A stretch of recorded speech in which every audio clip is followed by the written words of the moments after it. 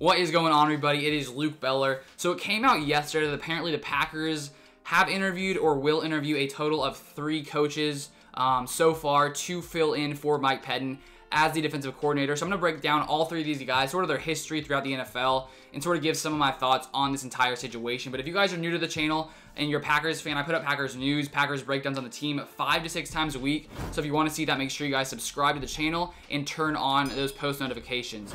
So it came out yesterday from Rob Demovsky, one of the Packers beat reporters. It came out in a tweet yesterday. He said the Packers search for a new defensive coordinator is underway. 3 known interviews so far. There will be more. And as you can see here, it says the Packers have interviewed or will interview their first 3 candidates for a D coordinator: Joe Barry, Chargers defensive passing game coordinator; Chris Harris, Washington DB coach; and I don't know how to say this guy's name, so I'll do my best. Ejiro, I'm not sure. Evero, Rams safety coach, sources said.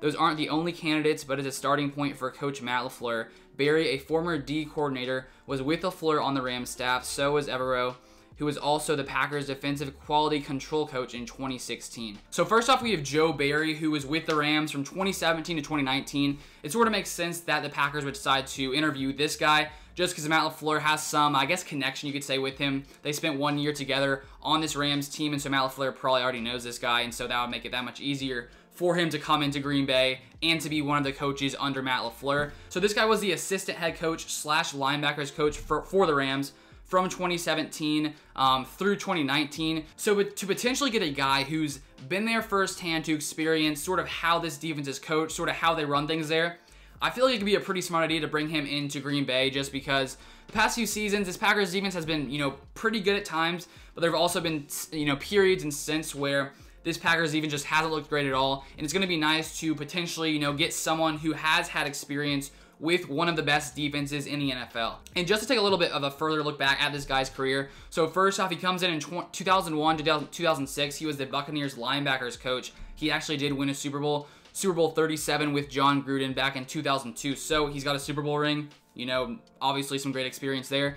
Then in 2007 and 2008, he was the Lions defensive coordinator. In 2007, the Lions were 7-9. And then 2008 was actually the year the Lions were 0-16. And in that time, the Lions were last in yards and points allowed. So wasn't a good showing there from him at that time, but probably this Lions team at that point, obviously, they were not good at all. So I don't think all the blame could go to Joe Barry in that situation. Then he ends up becoming the defensive coordinator with the Redskins from 2015 to 2016. And I found some information sort of on the schemes that he ran while he was there in Washington. It was in an article on Sports Illustrated from Hikaru Kudo. Sorry, I don't know if I said that name correctly, but he said, in Washington, Barry ran an odd front system with varied coverages. According to Pro Football Focus, he used cover 3 just over 22% of the time, cover 1 just under 20% of the time, cover 2 under 10% of the time, and cover 4 under 4% of the time. Barry also ran a blitz rate of 28%, which was 19th in the NFL at the time. So that's some information, some background on Joe Barry. And I'm pretty sure I read recently that he's been,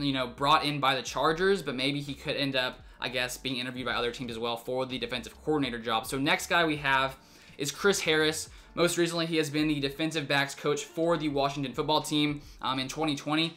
They actually finished 2nd in pass DVOA, and they had 16 interceptions, which was 3rd in the NFL. So this of the 3 guys, this is the only guy who does not have, I guess, direct experience coaching on the same team as Matt LaFleur. But considering how good this Washington's defensive backs have been, considering he was their coach, I guess it makes sense to bring him in and sort of see if he could be a good fit with this Packers defense. A little background on him. He was hired by the Bears in 2013 as the defensive quality control coach, and then he joined the Chargers back in 2016 as the assistant defensive backs coach. So that's a little bit of information on Chris Harris. And then the last guy whose name I'm having trouble saying, Ejiro, I'm not sure what it is, Evero. So he worked with the Packers actually back in 2016, so he's had some experience with this Green Bay Packers team. He was a member of the quality control staff, so he already has some experience in Green Bay. Why not bring him back? And he has been with the Los Angeles Rams since 2017 as a safety coach. And so just as, Joe Barry, had some experience with this Rams defense, with this Rams team, as well as with Matt LaFleur. Same goes for Evero, who has also had experience with the Rams and Matt LaFleur. So both of these guys honestly feel like could be good options for the Packers. As I already said, why not bring someone in who had experience with one of the best defenses in the NFL in the Los Angeles Rams? Why not bring them over to Green Bay and hopefully, they can sort of share, I guess, their secret sauce, if they have some secret sauce. Share it with our defense and hopefully improve this defense to be one of the best in the NFL coming into 2021, because we got Aaron Rodgers. We already have one of the best offenses in the NFL, and personally, I feel like this Packers defense has the pieces necessary to be like a top 5 defense. I think we need to make a few different moves.